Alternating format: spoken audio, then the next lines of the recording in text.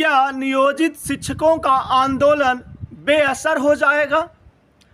बिना शर्त राज्यकर्मी के दर्जा मांगने वाले नियोजित शिक्षक यूं ही ऐसे रह जाएंगे?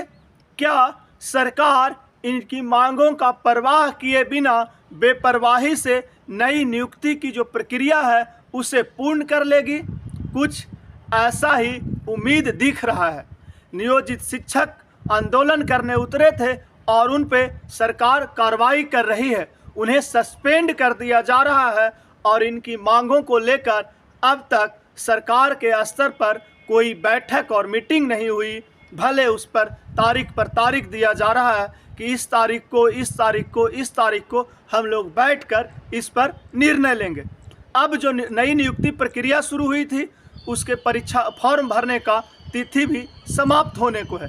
मात्र 2 दिन बचा है, वह भी लेट फाइन के साथ।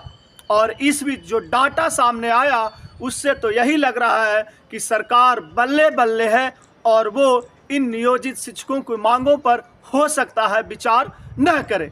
अब हम यह बात क्यों कह रहे हैं वह विस्तार से जानिए।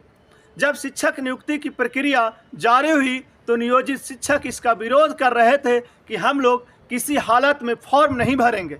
लेकिन जब जैसे जैसे फॉर्म भरने की तिथि समाप्त होने लगी तो अब तक लगभग 64,000 से ज़्यादा शिक्षक इस फॉर्म को भर चुके हैं और तो और करीब 8 लाख कुल अभ्यर्थी इस फॉर्म को भरे हैं और सरकार को चाहिए मात्र 2.25 लाख।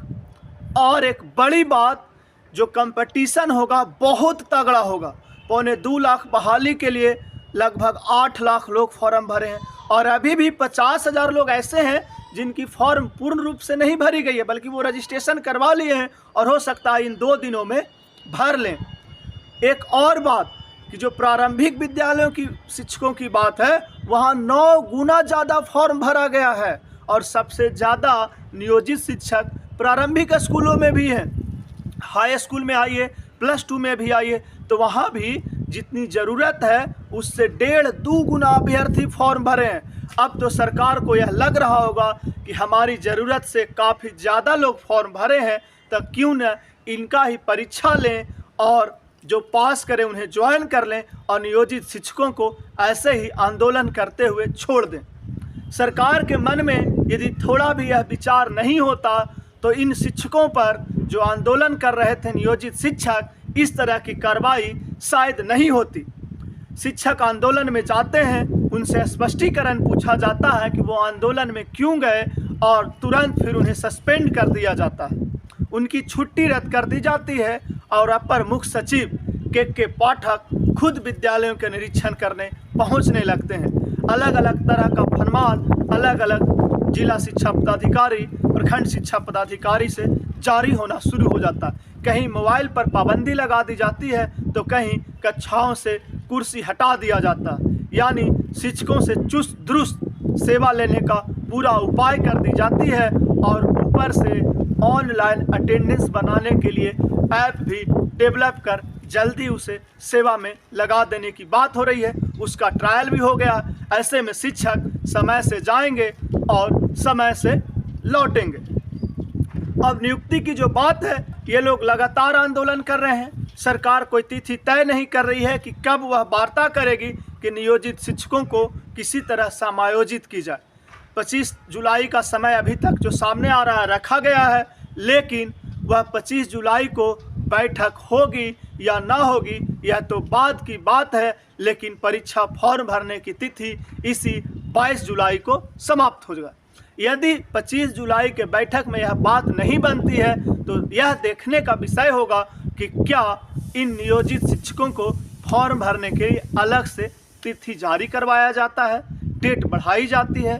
क्योंकि बीपीएससी के अध्यक्ष अतुल प्रसाद ने यह स्पष्ट किया था कि किसी भी हालत में हम अगस्त में परीक्षा लेंगे ही लेंगे। यानी अगस्त अंतिम होते होते तक परीक्षा हो जाएगी। परीक्षा की तिथि भी जारी कर दी गई थी, 22 अगस्त से परीक्षा शुरू होना है और इधर अभी तक फॉर्म भी भरा जा रहा है। मात्र 1 महीना की देरी है। ऐसे में परीक्षा का पूरा व्यवस्था करना भी एक कठिन प्रक्रिया होगी। और अब जब 25 तारीख को यदि वार्ता में नियोजित शिक्षकों को लेकर पक्ष में बात नहीं बनी तो उन्हें इसी प्रक्रिया में आना होगा, उन्हें भी नियुक्ति के लिए फॉर्म भरना होगा।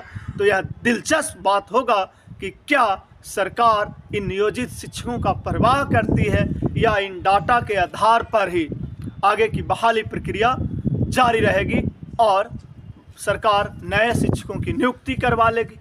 अब तो 64,000 नियोजित शिक्षक भी फॉर्म भर चुके हैं। ऐसे में एक बड़ा दावा यह भी होगा सरकार की तरफ से कि शिक्षक तो हमारे समर्थन में है ही, नई नियुक्ति प्रक्रिया में फॉर्म भी भर रहे हैं। बाकी अब देखने वाली बात होगी कि 22 जुलाई के बाद डेट बढ़ता है कि नहीं बढ़ता है। 25 जुलाई के बैठक में क्या होता है सरकार के तरफ से। बाकी बने रहिए हमारे साथ, हम और भी अपडेट आपको देते रहेंगे।